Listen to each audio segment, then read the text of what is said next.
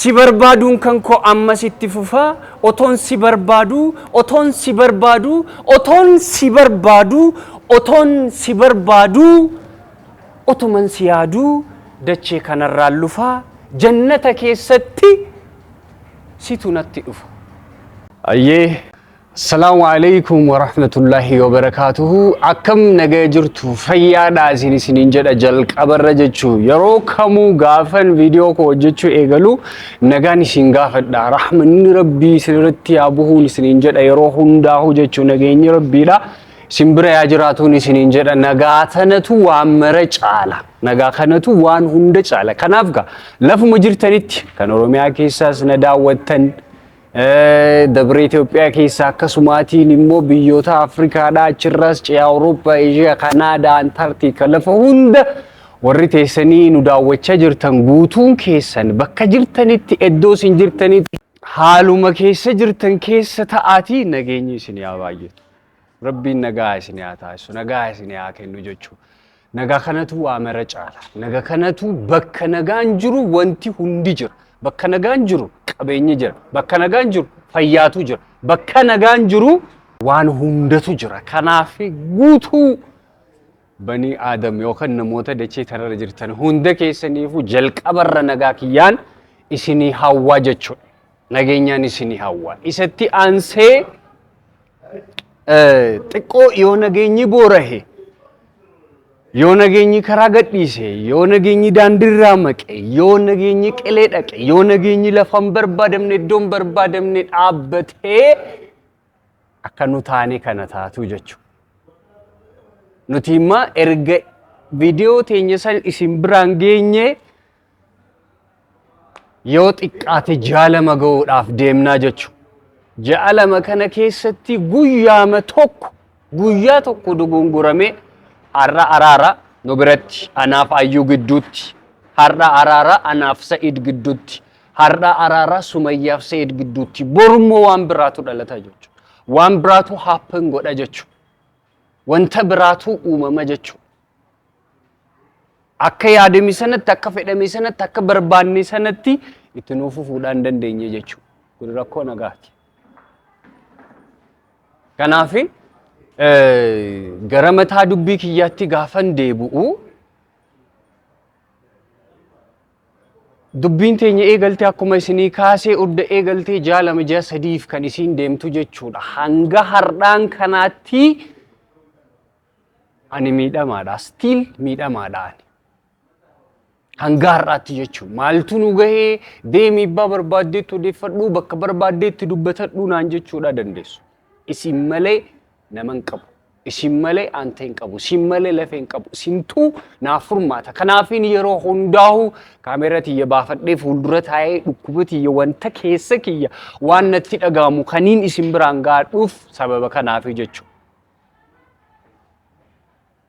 Isintuu anaaf furmaata waan ta'eef. Isintuu furmaata naa kenna waan ta'eef jechuudha. Tokkoon yaada isin koomentii koo jalatti barreessitanii yookaan saanduqa meeseejii keessatti barreeffamu hundi isaa anaaf galaadha. Anaaf furmaata. Anaaf daandii boruu koo akkan itti fufu waan na godhudha. Bakkan amma itti kufee jiru kana, bakkan amma itti cabee jiru kana akkan ka'ee dhaabbadhee lafa yaada koo galma koo bakkan ga'uudhaaf fedhu jechuudha. Asii miti. Galmi koo asitti miti kaniin dhaabbachuudhaaf fedhu jechuudha. Har'a qofa miti kaniin jiraachuudhaaf fedhu jechuudha. Yaada hedduutu na harka jira. Ana qofa miti biyya kana qofa miti addunyaa waan jijjiiruu danda'u sammuu koo kana keessa jira. Garuu sammuun akkaan abdatamu sammuun jabaan sammuun guddaan kuni gufuu jaalala jedhamtuun jaalalli kuni gaa maaliif gufuu jettinaan hin jedhina. Positively gaafa hubatamu dachee kana gubbaarratti wanti akka jaalala bareedduun wanti akka jaalala simboo qabdu wanti akka jaalala akkaan mi'ooftu inuma dachee tanarra hin jirtu. Tasuma dachee kanarra hin jirtu. Otoo wanti akka jaalalaa miidhagu jiraate, otoo wanti akka jaalalaa mi'aawu jiraate, otoo wanti akka jaalalaa simboo qabu jiraate, otoo wanti akka jaalalaa bareedumsa qabu jiraate, way silaanuu jaalala dhiifnee waan san jaalanna jechuudha. So kuni kan ta'uu danda'u kaa positively gaafa ta'u jechuudha. Positively gaafa hubatamu jechuudha. Positively gaafa hiikamu jechuudha. Karaa sirriitiin gaafa jaalalli onnee kee keessa bulu namni ati jaalattu sun gaafa si jaalate. Gaafa jaalala keetiif deebii kenne. Gaafa jaalalli kan kee akkuma si biraatti miidhagu sanaan nama ati jaalattu sanaas bira dhaqee gaafa miidhage way bareedina jaalalaa jaalalli simboo amma siniin jedhe kana waan reef kaasudha yaale sana gonfatti jechuudha. Gaafa ana biraas miidhagdee dhuftu gaafa dubdeebiin namaan jaaladhe sanaas akka koo ta'u akkaan simboo ajaa'ibaa qabdi jechuudha jaalalli. Ana biraa gurraachatee si biraa kalarii biraa qabaate yookaan halluu biraa qabaata taanaan jaalalli fokkuudha, kufaadha, miidhamaadha. Akka koo kana boo'aa taata yeroo hunda jechuudha. Nami sun quba sin qabu ati yeroo maraahuu nama sana quba qabda jechuudha. Yeroo hunda dhiitu bariitu ati nama san bira jirta. Gadditu gammadduu ati nama san bira jirta. Deemtuyyuu teessuu ati nama san bira jirta. Beeloytuu nyaattuu quuftuu ati nama san bira jirta. Dheebottuu dheebottee dheebuu baatuus nama san bira jirta. Yaanni kee guutuun nama san bira ta'a. Namni ati feetu sun, namni ati jaalattu sun, namni ati barbaaddu sun, namni akkaan onneen tantee arguudhaaf dharraatu sun, namni ati onneen tantee yookaan ijji tantee argaa isaa kajeeltuu sun yoo si biran jiraatiin akkaan kufta. Akkaan ligidoofta, akkaan qabbanoofta. Abdii kan keetuu rarra'ee hafa. Guyyaatu sitti dukkanaa. Fuulduratti deemuu kajeeltee gara fuulduratti deemuudhaaf feetee nama san gaafa of biraa dhabdu yaaddoon isaa yaanni isaa fedhiin isaa jaalalli ati isaaf qabdu duubatti si deebisa. Kottu waliin deemnaa siin jedha duuba deebi'uu kajeelta duuba deemuudhaaf feeta gaafa gara duubaa ilaaltu immoo Anumaahu abdii fuuldura jirtu san wanta gara fuulduraatti ilaaluudha yaadde sana caala isa duubaa sanatu dukkanaa jechuudha. Dukkanni isi fuuldura jirtu sana caala kan duubaa sanatu ulfaataa jechuudha. Gidduu kanatti rarraatee hafta jechuudha. Gidduu kanatti dhamaatee hafta jechuudha. Gidduu kanatti waan hiikan qabne wa'ii taatee hafta jechuudha. Abjuu qofa. Boruun jijjiiramaa qofa. Kanaafi dirreen namni ati jaalattu sun dirreen namni ati feetu sun keessa hin jirre duwwaadha jechuudha. So ati yeroo hundaa waanuma kana faarsita waanuma kana odeessita waanuma kanatti qabattee dhuftu wanti haaraan ati fiddeedhaa dhuftu hin jiru naan jechuu dandeessu. Wanti haaraan yeroo kam akka jaalalaa hin jiru. Otomaan dhiisee yoo jechuudha nama biraan jaalala. Nama biraa. Wanti naan godhu guddaan furmaanni hankaa'u inni jabaan wanti naannoo kiyyatti dhaamadhu inni guddaan maalidha ammaas deebi'ee jaalaluma ta'a jechuudha. Jaalalumaa jechuudha.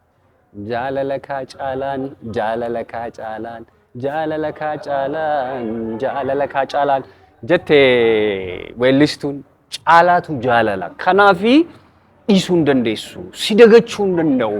Otoo ati dhiiftee jaalalli sin dhiisu. Otoo ati dagattee jaalalli sin dagatu. Keessattuu jaalalli ati nama onneerraa jaallattu sin dhiisu, sin ciibsu, sin raffisu. Jooraadhaa ati bara hundaahu. Yeroo hunda akka joorteetti, yeroo hunda akka deemteetti, yeroo hunda akka barbaaddetti, yeroo hunda deemsa nama sana tarkaanfii nama sana akka hordofteetti. Gurri kan kee ala eega. Onneen kan kee ciisan qabdu, boqonnaan qabdu, dadhabduudha, joortuudha, jaalattuudha, feetuudha, barbaadduudha. Yeroo hunda, yeroo kamuu ni feeti, ni jaalatti, ni kajeelti. Nama jaalatti sana jechuudha. Anarra waan ga'eef akkanatti haasa. waan kun irratti waan raawwateef akkanaatti haasaa jechuudha. So viidiyoo yeroo darbe gadhiisee irratti namoonni baay'een yaada ishee dhiisi, ishee dagadhu, yaada kana keessaa bahi, tan biraan ni dhufti, haadha takka jala sagalii, intala kana dhiisi, yaadota jedhutu ka'e. Otoo naa danda'amee bar isinitti hin dhufu ture bar. Otoo naa danda'amee dhukkuba koo dhibee keessa kiyya kan hirriba na dhooru kan hirriba na kaasu dhukkuba bara baraa. Kanaafi otoo naa danda'amee isin biraayyuu hin dhufu. Wallahi sirriittiin beekaa haadha takka jala akka 9 taate kan 19 qabduu ni jirti haati kan inni beeku jechuudha. Isiyyuu kan ayyuu olitti bareeddu jechuudha. Kan ayyuudhaa olitti fedhana jaalachuu qabdu hedduutu jira nan beekaa. Ay soba miti. Dhiirri shamarri na jaalattee jirti jechuun roga ta'uudhaa baatus garuu yaada keessan irra dhaabadheen dubbadhee jechuudha. Yaada isin naa kaastan kana, yaada isin naa kennitan kana diffeen dufarraa gochuu barbaadeen miti garuu hirriba na dhoorkeera hin dandeenye. Dhukkubsataadhaan har'asi, okkolaadhaan har'asi. Qaama keerraa onneen sin dhukkubsatiin. Qaama kan keetirraa onneen sin dhukkubsatiin. Natti ulfaate hin dandeenye, nan dadhabe. Natti dhufa yaanni isi. Natti cufa yaanni isi. Mana koo buufata yaanni isi.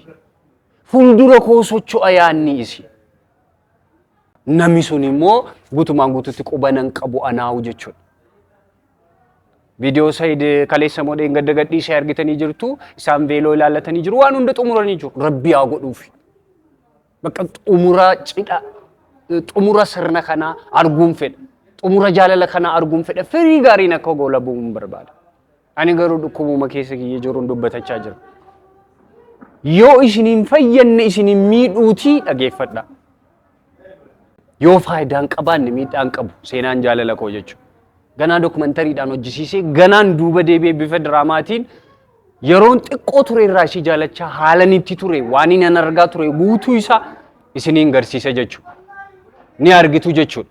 Kanaafi silanatti ulfaatee fi kaniin ani isiniitti deddeebi'eef jechuudha. Isiniitti deddeebi'uudhaaf jechuudha. Irraa baratu yoo xiqqaate seenaa jaalalaa koorraati irraa baratu isiniin miidhu. Naa tokkotu maallaan jedhee comment section irratti gowwaa ofii keetiitti kennitee amma nutti boossaanaan jedhe gowwaadha siif nami jaalatee gowwaa yoo ta'e ni deemsisa deebii kennaan jiru. Ani gaafa jalqabaa akkasiin Saidoo jaalattu baruudhaaf adda baasuudhaaf kaniini Saidoodhaan prank naa godhii jedheen jechuudha. Siin kana dura isan jaalladhinaan jechaa sila turtee fi dhuguma intalli kun isa jaallatti waan jedhu adda baasuudhaaf malee jaalladheen miti haadha koo naman jaalladhu kan hin dabarsee kenneef jechuudha. Adda baasuuf hin ture adda ba'e. Ani immoo lafa jiruutti hin qabbanaa'ee jechuudha. Ani lafa jiruutti hin qorre jechuudha. Akkuma na argitu kana jechuudha. Akkati jette san gowwaa ta'ee nafe jechuudha. Yoo jaalataan gowwaa ta'e ani yeroo kuma kitila gowwaa ta'u. Hin rakkisu. Rakkoon qabu. Kanaafi yeroo baay'ee ani waa'ee ayyuu yoon yaadu walaloon barreessa. Ani kaniin walaleessaa ta'e yookaan kan jecha toora qabsiisee dubbachuudhaan danda'e jaalala ayyuu irra dhaabbadheetiin nama callisaa wayiin ture duraanaan. Yeroo baay'ee yoon fiixee jaalalaa irra qubadhu jechan qindeesse jecha toora naqeen jaalala ayyuudhaa qabu bifa ammaa kanaatiin ibsadha. Na duuka bu'a. Na hordofa asumarraa inni isinii dubbisa jechuudha. Jaalalli kee hin dhumanne bishaana weenarra yaa'a. Mimmiidhagee of tuttulchee of bareechee narra taa'a. Argaa isaatti gammadeen qabachuudhaaf mankaraaree dhaqqabadhee itti ofaansee maddii taa'ee itti saasuuf jedhee jecha baasee si jaalladhaaf of kakaasee iyyee gala of dhamaasee. Qofummaa koo of badhaasee of hanqisee of dhiphisee of liqimsee harka duwwaa onnee qullaa abdii cittee miira laafeen managgala xiqqoo jedheen jaalala keef alaan ala. Rafuuf jedheen yaaddoo dhiiseen onnee cufee yaadaan lufeen hirriba koof of qopheessee jaalalli kee moo'ataan sun mamandi anatti dhufee suuta suuta nattasaasee hirribarraa na dammaqsa onnee qabee na gaggabsa labsii baasee na rorrisa siree koorraa na furguugee ala baasee hulaa kan kee fuulduratti na raffisa na rakkisa na salphisa sitti ol seenaa yoon kajeelus na ittisa bakkan bule barii lafaa gigtintiraa of harcaasaa of facaasaa kufee kaa'a gara mana koon adeema ni fagaata dafeen galuu humni guddaan duuba kootii na harkisa fuuldura koo hin ilaalu akka farda miilaa cabee achi dhaaphee lafa dhiita fuuldurri koo dukkanaa'ee dudduubni koo natti ifa mana koorraa na deebisee mana keetti naan gulufa manni kee sun biyyi kee sun ni fagaataa hin ga'amu ol dheerata hin ba'amu kanaaf dhaaphee of gidirsa ofii koorraan of ittisa guyyaan kunu golgolaawee dukkanaawee ijji kan koo argaa dhabdi qaroo cabdi shororkooftee guyyaa saafaan dunuunfattee si jaalatti si abdatti si arguudhaaf tabbaa gaara bitaaf mirga samiif dachiirra si barbaaddi abdiin kuttu suma yaaddi guutummaan qaama koo sinaaf kennuu yaadu sittiin na barbaadu sinaa kennuu yaadu siin ana barbaadu ati garuu sin barbaadu jetta sin barbaaduun kan kee anaaf deebii miti akkan si yaadetti akkan si fedhetti akkan si laaletti aduun baate dhiiti tan dhiitees bariiti sin barbaaduu kan kee ani nan barbaada innoo naaf dhiyana guyyuu sin barbaada yoon sin barbaadinii hojii dhabaan ta'a manan ciisaa oola si jaalachuu koorraan sooroma baafama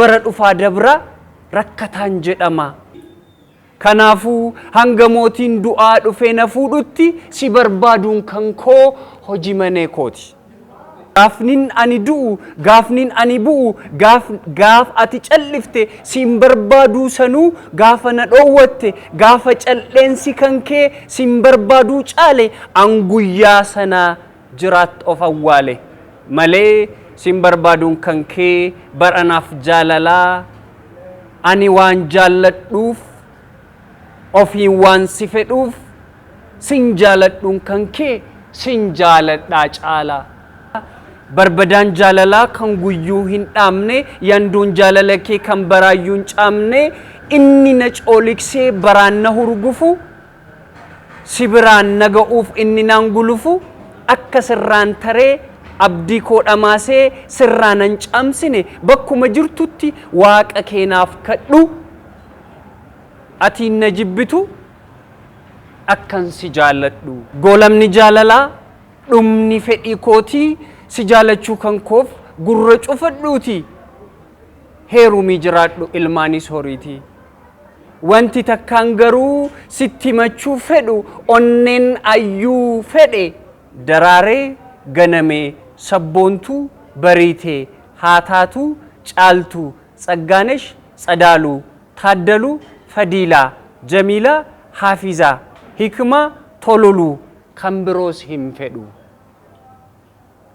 afaan ayyuu jedhee siddisee fedhashii jaalanne kumashii tolashii ifnaan toltu mootu tasallee hin jedhu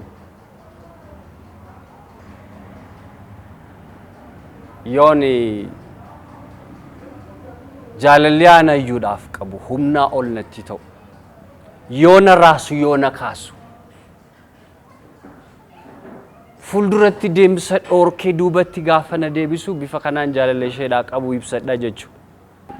Jaalataan jooraadha.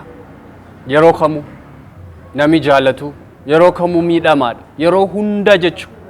Waan hedduun qaba waaniin ayyuudhaaf barreessi waaniin ayyuudhaaf jedhe jechuudha. Itti fufa guyyaa biraa nan deebi'a. Isin hanga saniif yaada keessaniin na duukaa qaari'aa. Egaati waaniin haga ammaatti haasee kana guutuu isa isinitti dhiisee jira. Isin furmaata itti kenna. Assalaamu alaykum wa rahmatullahi wa barakatuh.